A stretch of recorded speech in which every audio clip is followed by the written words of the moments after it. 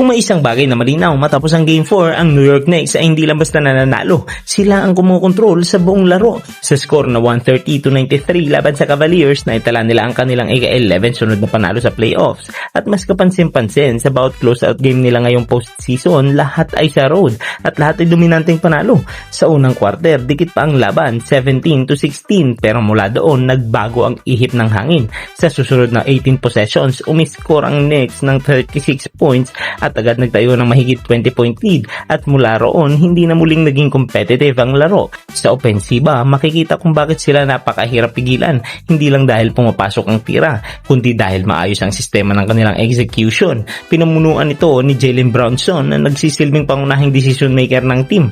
Kontrolado niya ang tempo at sa bawat possession, napipilitan ng depensa na mag-adjust. Kapag nag-collapse ang depensa sa kanya, agad itong sinasamantalaan ng kanyang mga kakampi. Si Karl Anthony Towns, halimbawa, ay hindi lang scorer kundi naging playmaker din na may halos 6 na assist kada laro sa series na ito. Samantala, sina Mikal Bridges, OG Anunoby at Josh Hart ay consistent na nakakahanap ng tamang pwesto, lalo na kapag nagkakaroon ng defensive rotation ang kalaban.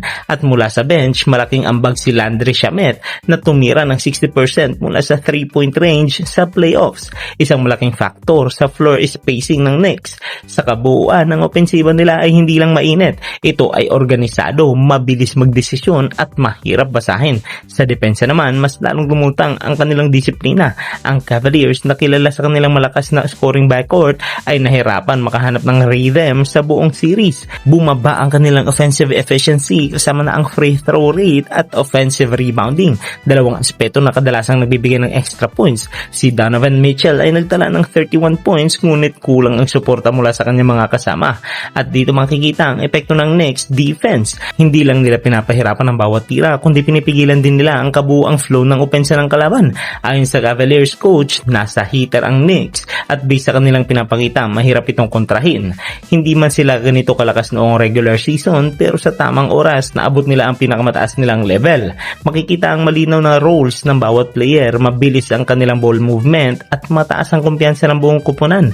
Ito ang klase ng performance na hindi aksidente kundi bunga ng preparation at tiwala sa sistema. Sa panig naman ng Cavaliers, may mga tanong na kailangan sagutin sa off-season. Bagamat malakas ang kanilang lineup, kulang sila sa oras upang mabuo ang chemistry, lalo na matapos ang pagdating ni James Harden. Dagdag pa rito ang pagod mula sa sunod-sunod na mahahabang series na maaaring makaapekto sa kanilang performance.